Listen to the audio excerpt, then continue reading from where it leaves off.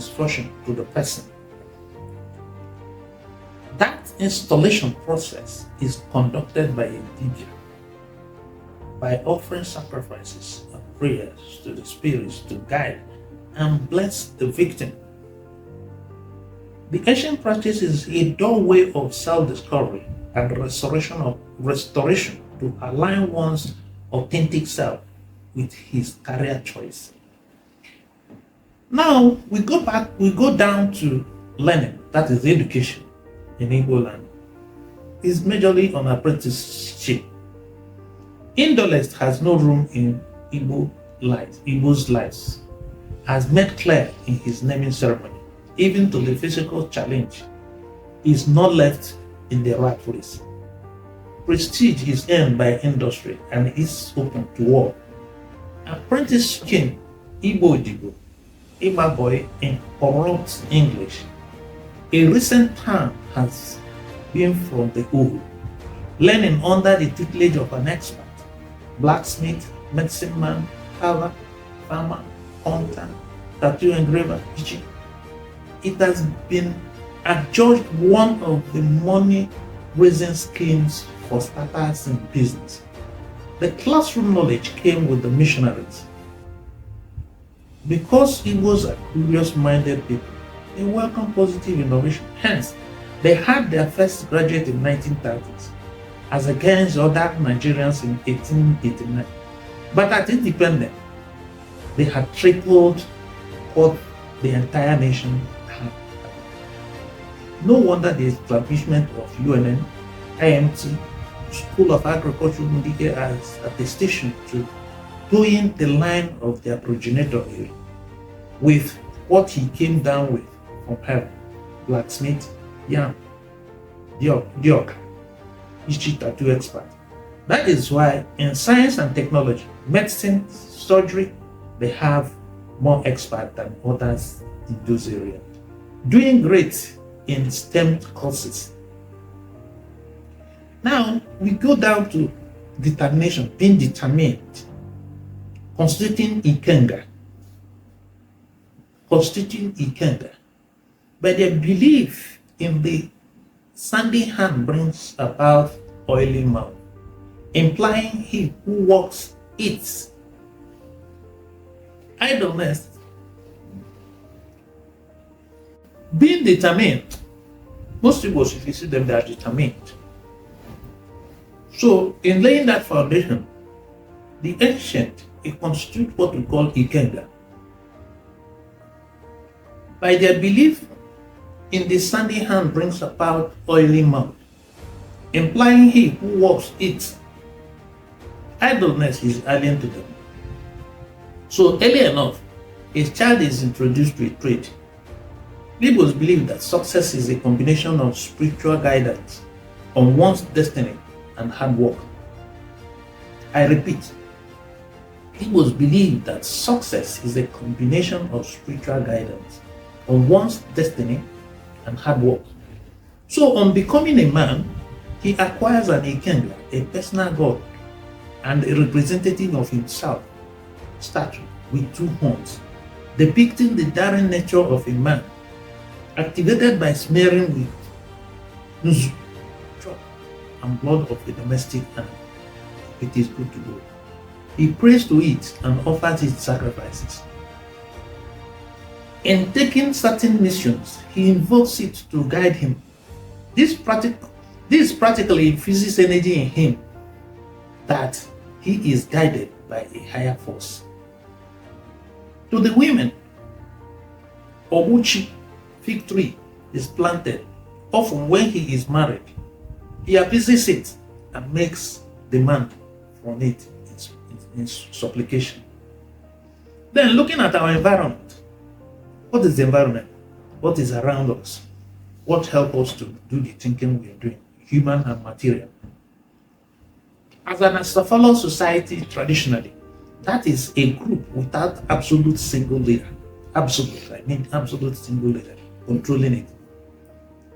King is an anthema to their lifestyle. Igbo Enweze.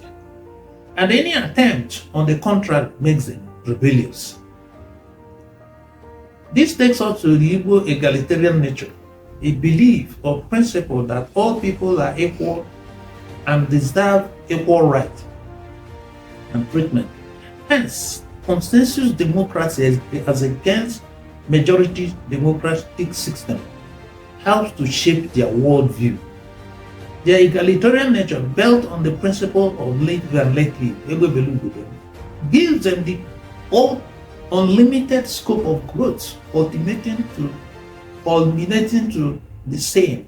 If a child washes his hand, he dines with the elders. Situational leaders are thrown up depending on the circumstance and one's capability, guided by the two-age grade leadership. Our version of Senate and House of Representatives, they arrive at decisions by consensus. Their being amorphous, no tail, no head, makes it difficult to penetrate or crack in warfare. This was the reason Igbo land was the last to be penetrated by the colonialists, and Warranty was introduced to counter it. Though our politicians are busy dismantling the noble ideals with their selfish installation of Igbo's and PGs, President General, to win elections, but pressure is on them to restore the winning ancient landmarks. Although many of the Igbos are Christians, and the position of the Ezen, the spiritual leader and the custodian of Igbo tradition and culture, was undermined in 1911 by the British colonial masters, their age-old traditions still rule their world. One often hear them say, "We abhor this, we abhor that." By unconscious osmotic process, the traditional way of life are passed from generation to generation. The internet has poured up their consciousness like mad, with the sudden realization of the depth of their heritage. Savings.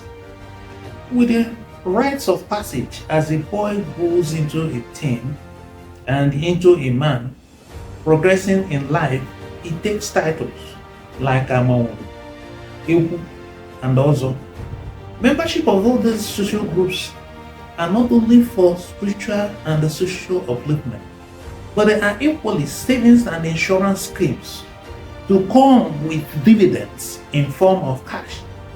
The old age redundancy is aptly taken care of by the socialism platforms they offer.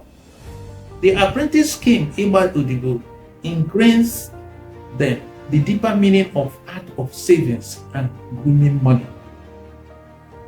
Then we go to the last point, which is about trust. Eziokwu Bunto. You know, trust is one of the major currency of life. It is more than working capital. Presently, the Igbos are the most studied group in the world, apart from the Jews, some Chinese, some Indians. Why? You find them in every corner of the world, proving themselves. If the outer space is open for habitation, obviously they will be amongst the first group to be there. As more people of every background view them with admiration, they want to know what they eat.